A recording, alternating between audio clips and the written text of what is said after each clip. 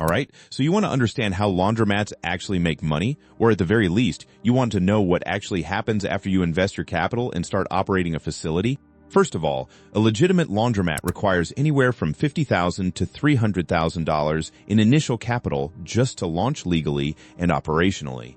That's more than the annual income of most working families. But here's the strange part. The laundromat owner usually doesn't operate the facility themselves, and more importantly, how does owning a $200,000 laundromat actually make you money? Because in the laundromat business, ownership is a completely different business than operation, and it's far riskier than it looks. When people hear laundromat, they imagine a simple facility where customers drop coins and wash clothes. But a modern laundromat is essentially a self-sustaining financial machine. It consists of dozens of individual washing machines, dryers, and folding equipment, sophisticated payment processing systems, security infrastructure, and regulatory compliance frameworks, all integrated into a structure designed to extract maximum value from customers while operating in legal frameworks across multiple jurisdictions. It has utility infrastructure capable of processing thousands of loads per day, all built for an expected operational life of 7 to 15 years before becoming obsolete or facing regulatory collapse. Take a large laundromat ordered from a major equipment provider like Dexter or Electrolux, but the prices are not random. It all depends on the facility size you choose, the type of equipment you want in your laundromat, the payment processing infrastructure you select, and the production capacity of the equipment provider you're ordering from. And then there's local demand, the ultimate wild card that shapes everything. Laundromat valuations don't behave like real estate. They behave like volatile assets on steroids. When neighborhoods are developing and populations are growing, laundromat valuations surge dramatically. During neighborhood decline or gentrification, they collapse with staggering speed. For example, when urban gentrification accelerated in major cities, some laundromats that cost $150,000 to build were suddenly worth $30,000 before they even generated significant revenue, simply because the demographic had shifted overnight in the neighborhood. Laundromats that cost $200,000 to build were suddenly worth $50,000, not because the equipment failed, but because the neighborhood changed. In the laundromat business, there are three main players: the equipment providers, the laundromat operators, and the laundromat owners. And almost always, they're completely separate companies with diverging interests. For example, a laundromat operator managing multiple facilities operates dozens of different laundromat locations. You see their names on the storefronts and advertisements, but they do not own all of those laundromats. In fact, many operators prefer to own as few as possible because ownership is a capital-intensive nightmare. Many are simply licensed from distant owners you'll never meet. So who holds the deed to that $200,000 piece of real estate and equipment? It might be a laundromat holding company that owns thousands of facilities across their portfolio. It could be a wealthy individual from a major city who views laundromat ownership as a long-term investment and income source. It might be a private equity firm operating out of a sleek office in a major metropolitan area. It might be a real estate investment trust that owns laundromats purely as diversification assets on their balance sheets. These owners don't care about customer experience, they don't care about equipment quality or facility cleanliness, they care about one thing: profit extraction. Owning a laundromat is basically a massive high-stakes financial extraction business. To make your money back, you have to extract value from customers at rates that justify the staggering capital investment. There are three main revenue models, each with a vastly different risk profile and income structure. Number one is the per-load model, a safety bet for owners. The laundromat operates machines with built-in pricing structures. Washing machines charge $3 to $5 per load. Dryers charge $1 to $3 per load. These aren't random. They're precisely calculated to ensure the laundromat profits over time. If rates are high when you launch, you lock in strong guaranteed returns. But if competition increases or neighborhoods decline, your pricing power shrinks and profitability collapses. Number two is the customer acquisition model. The laundromat acquires customers through location selection, facility cleanliness, and competitive pricing. A single customer might cost $5 to $20 to acquire through marketing and facility improvements. But the lifetime value of a customer is calculated ruthlessly. If a customer does laundry twice per week for 5 years, that's 500 loads. At an average spend of $6 per load, the laundromat expects to profit $1,500 from that customer. But most customers are price sensitive and will switch to competitors if pricing increases. The average customer lifetime value is $1,000 to $3,000 in profit for the laundromat. The economics are so predictable that laundromats can model customer cohorts with precision. Number three is the data monetization model. The laundromat collects data on every customer, usage patterns, peak hours, payment methods, frequency of visits, and behavioral patterns. This data is worth significant money. Laundromats sell it to real estate developers, neighborhood analysts, and marketing firms. They use it to build demographic profiles of neighborhoods and target them with expansion strategies. The data harvesting is so sophisticated that laundromats can predict neighborhood trends with stunning accuracy. This is where the system reveals its true nature with brutal clarity. When regulations tighten in major cities, laundromats face an existential crisis. Demand for laundry services doesn't disappear, but profitability collapses as compliance costs surge and customer acquisition becomes more expensive. Laundromats that were generating $5,000 per month in profit suddenly face $2,000 in monthly compliance costs.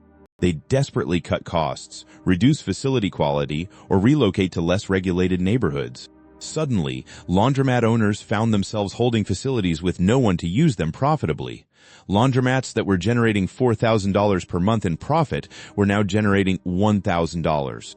Owners faced a difficult choice: accept pennies on the dollar to sell the laundromat, or hold out and hope regulations relaxed. Many chose wrong and went bankrupt themselves. The separation of ownership and operation spreads risk, but it also creates contagion across the entire financial system. When operators fail, owners suffer catastrophic losses that cascade through their portfolios. How do these owners afford the laundromats in the first place? Because almost no one pays cash. The typical financial structure is 20 to 30% equity and 70 to 80% debt. Specialized laundromat finance companies provide colossal loans secured by the laundromat's future revenue as collateral. To protect themselves from catastrophic losses, owners use a legal shield called a special purpose vehicle. If a wealthy investor owns 50 laundromats, they do not own them under one massive corporate umbrella. Instead, they create 50 separate shell companies, often registered in tax havens or business-friendly jurisdictions. One company, one laundromat. Why? Because if a laundromat faces neighborhood decline or becomes worthless, the rest of the portfolio is protected from creditors. There's a massive problem lurking here. Let's say you borrow $150,000 to buy a $200,000 laundromat. A year later, the neighborhood declines and the laundromat's valuation drops to $70,000. You're now underwater on your loan. Collateral is worth less than the debt. The bank panics and demands cash immediately. If you can't pay, they seize the laundromat. Laundromat history is littered with the corpses of over-leveraged owners that made exactly this mistake. Let's assume you managed the debt perfectly and never faced a margin call. You still face another enemy that's far more insidious: regulations. A laundromat facility lasts 7 to 15 years before becoming obsolete, but regulatory rules are currently turning the industry upside down with alarming speed. Push to protect the environment means sudden mandates for water-efficient machines, energy-efficient dryers, and enhanced compliance systems, costing tens of thousands per laundromat. Furthermore, what happens if you build a laundromat today that operates in a thriving neighborhood to find out in 5 years that the neighborhood is gentrifying and your customer base is disappearing? Your laundromat becomes a stranded asset overnight. It's too expensive to operate, impossible to relocate, and impossible to sell. Its $200,000 drops to near zero. Owners are constantly gambling on neighborhood trends, demographic shifts, and geopolitical changes. Laundromat ownership rewards patience and heavily punishes overconfidence. Because of this volatility, laundromats are traded just like volatile commodities on real estate markets. A laundromat generating $4,000 per month in profit might be worth $400,000 in a boom because investors want laundromats today, or drop to $100,000 in a crash. Some owners don't even intend to operate the laundromat for its full lifespan. They speculate relentlessly, buy low in declining neighborhoods, acquire customers aggressively, sell high when neighborhoods revitalize. And when a laundromat finally reaches the end of its profitable life, it still holds some value. It might be sold to a competitor who consolidates it into a larger portfolio. The owner receives payment based on the remaining equipment value and location desirability, typically 10 to 20% of the original purchase price. It's a pittance compared to the original $200,000 purchase price, but it's better than nothing. The laundromat that once generated thousands in monthly profit is reduced to scrap equipment and a lease. So why does this chaotic system work at all? For an operator managing multiple laundromats, owning every facility they operate is incredibly capital-intensive and debt-loaded. If local demand slows down, an operator with 50 owned laundromats still has to pay 50 mortgages, even if they're generating minimal profit. Leasing provides maximum flexibility. If demand drops, the operator simply walks away from the lease and hands the laundromats back to the owner. The operator stays lean, the owner takes the financial hit. This separation of ownership and operations spreads risk across the real estate market. When an operator goes bankrupt, the laundromats don't disappear. The owners simply lease them to a competitor. Companies may die, but the laundromats keep operating. The ecosystem adapts because laundromats are valuable regardless of who operates them. But here's where it gets truly rigged and unfair to laundromat owners. Operators operate on razor-thin margins, typically 5 to 15% profit on revenues. Customer acquisition costs represent 20 to 40% of operating expenses. When competition intensifies, operators hemorrhage money and cut routes. When competition eases, they profit and expand aggressively. But laundromat owners face a completely different problem. If competition intensifies, operators reduce lease payments and return laundromats. If competition eases, operators demand more laundromats, driving up lease rates.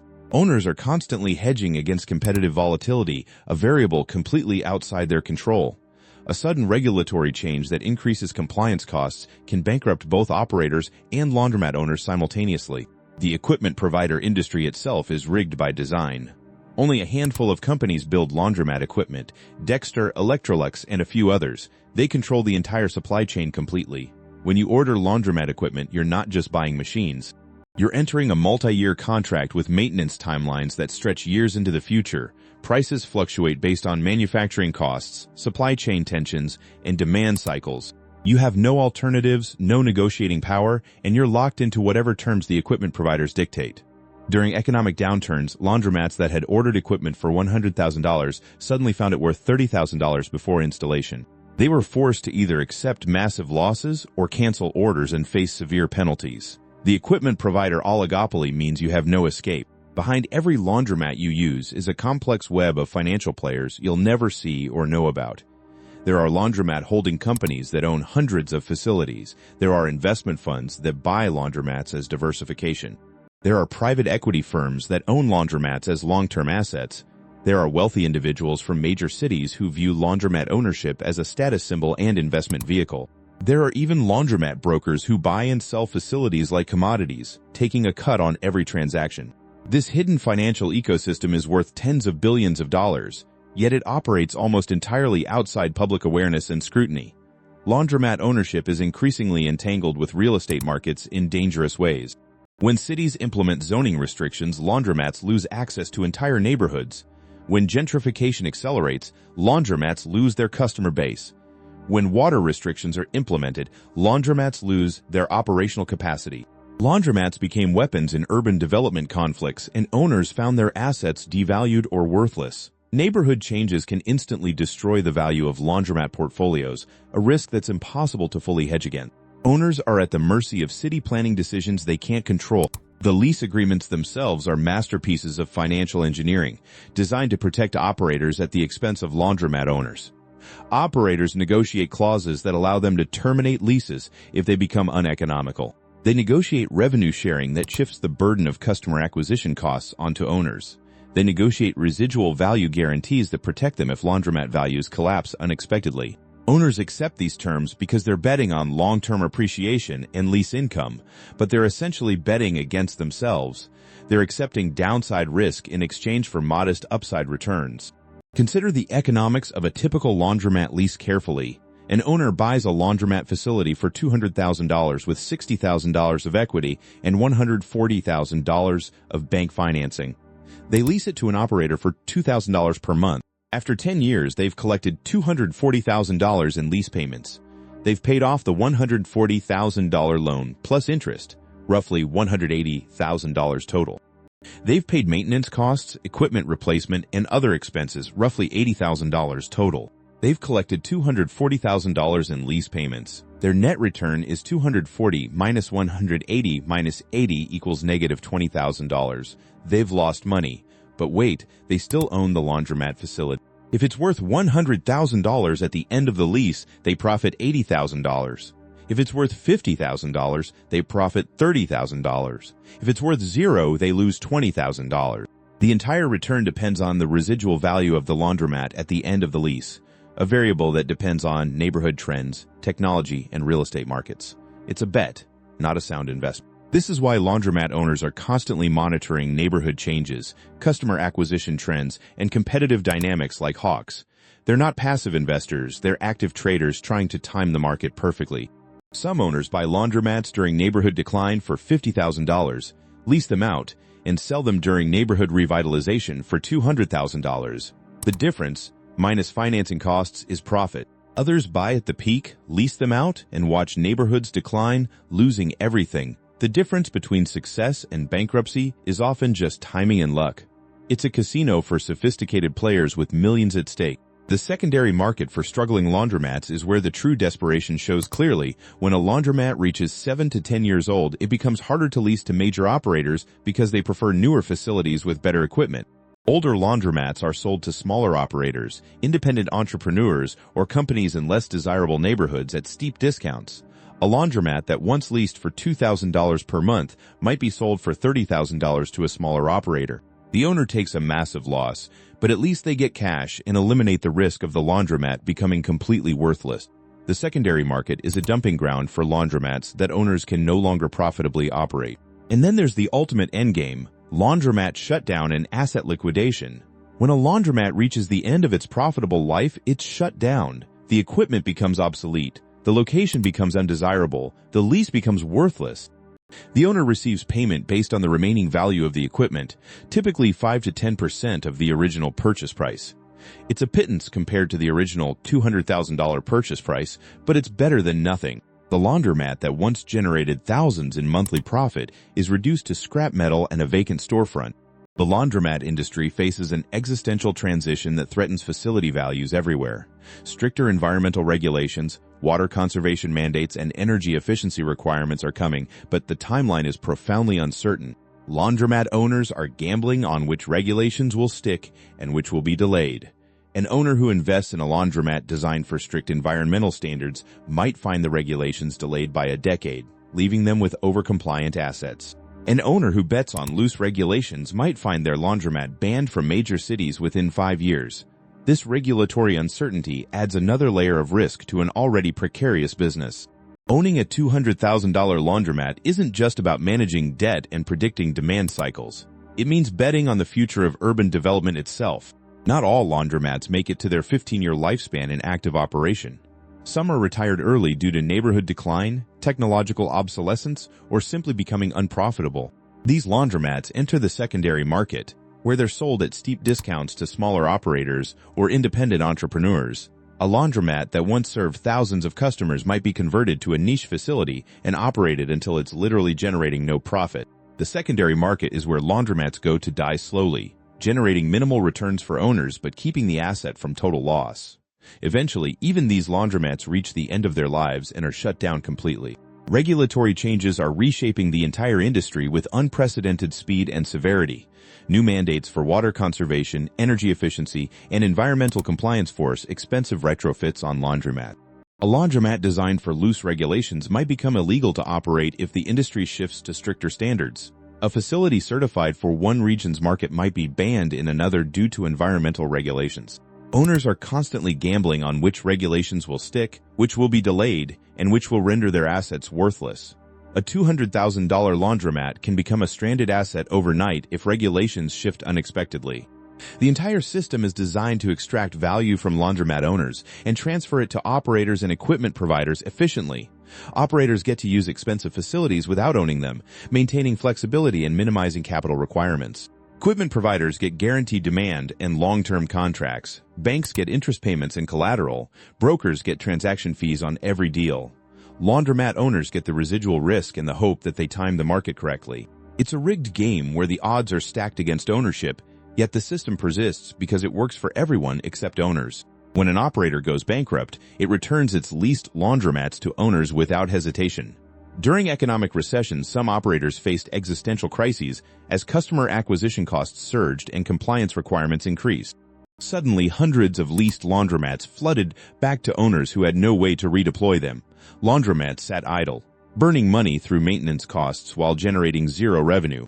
Owners faced a choice: accept pennies on the dollar to get the laundromats off their books or hold out and hope demand returned. Many chose wrong and went bankrupt themselves. The separation of ownership and operation spreads risk, but it also creates contagion. When operators fail, owners suffer catastrophic losses that ripple through their entire portfolios. Customer acquisition cost volatility is the invisible killer of laundromat owner profitability. Operators operate on razor-thin margins, typically 5 to 15% profit. Customer acquisition costs represent 20 to 40% of operating expenses. When competition intensifies, operators hemorrhage money and cut lease payments. When competition eases, they profit and expand. But laundromat owners face the inverse problem. If competition intensifies, operators reduce lease payments and return laundromats.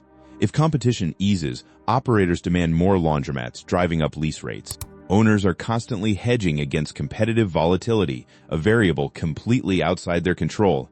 A sudden regulatory change that increases compliance costs can bankrupt both operators and laundromat owners simultaneously. Consider the impact of a single regulatory event. When major cities implemented stricter water conservation regulations, compliance costs surged. Operators faced losses. Laundromat owners faced reduced lease income. When environmental agencies tightened energy efficiency standards, entire laundromats became non-compliant. Laundromats lost access to major markets. Laundromat owners faced reduced capacity utilization. Every regulatory change sends shockwaves through the entire laundromat industry, hitting owners hardest because they have no control over operations. They just collect lease payments and hope the market stays stable. Laundromat holding companies themselves are complex financial structures with their own risks. They manage thousands of facilities worth billions of dollars. They finance this with debt markets. If debt becomes expensive, their returns shrink. If credit dries up during a financial crisis, they can't finance new laundromat purchases. If their own credit rating drops, their cost of capital increases. Laundromat holding companies are exposed to financial market risks that have nothing to do with laundry itself. Credit crisis in major financial centers can bankrupt laundromat owners in secondary markets. Concept of stranded assets haunts every laundromat owner. Technology changes, regulations shift, and suddenly an asset that was worth $200,000 becomes worthless. A laundromat optimized for loose regulations becomes obsolete as the industry shifts to stricter standards. A facility designed for traditional payment processing becomes a liability if mobile payments become mandatory. Owners are constantly making bets on regulatory adoption, technology standards, and competitive directions. Wrong bets destroy wealth. Right bets create it. Some laundromat owners don't even intend to hold laundromats for their full lifespan. They speculate ruthlessly. Buy a struggling laundromat in a declining neighborhood for $50,000. Lease it out aggressively, and sell it during neighborhood revitalization for $180,000. The difference, minus financing costs, is profit. But timing is everything. Buy at the peak and you're underwater immediately. Sell at the bottom and you lock in losses. It's a high-stakes game where months of timing can determine success or bankruptcy. Most speculative owners lose. A few win generational wealth. The secondary market for aging laundromats is particularly volatile. As the industry consolidates, older laundromats flood the secondary market. They're sold to independent operators, smaller companies, or entrepreneurs in less desirable neighborhoods. A laundromat that once served thousands of customers might be sold for $30,000 to an independent operator. The original owner takes a massive loss. But that laundromat still generates some returns before being shut down completely. The secondary market extends the economic life of laundromats, but at deeply discounted rates. Laundromat financing is the lifeblood of laundromat ownership, and it's incredibly complex. Specialized laundromat finance companies provide loans with complex covenants and restrictions. The loan amount depends on the laundromat's location, equipment quality, and earning potential. Interest rates depend on creditworthiness, market conditions, and neighborhood forecasts. If the bank believes neighborhood demand will decline, they demand higher interest rates. If they believe it will surge, they offer lower rates. Owners are gambling against banks on the direction of neighborhood development. Most owners guess wrong and overpay for financing. The insurance markets for laundromats are equally complex. A laundromat worth $200,000 needs insurance against equipment failure, theft, liability claims, and environmental damage. Insurance premiums are based on the laundromat's security infrastructure, maintenance history, and neighborhood risk profile. Operating in high-crime neighborhoods costs more to insure. Operating in safe neighborhoods costs less to insure but carries lower customer volume. Insurance is another cost that directly impacts returns. Higher insurance costs mean lower profitability. Laundromat utilization rates directly determine profitability. If a laundromat attracts 500 customers per week, it generates more lease income than if it attracts 250 customers per week. Operators optimize marketing to maximize utilization. But local demand fluctuates seasonally and cyclically. Summer demand surges, winter demand shrinks. Economic crises reduce demand. Regulatory changes reduce demand. Technological disruptions reduce demand. Utilization rates swing wildly, and laundromat owners suffer from low utilization.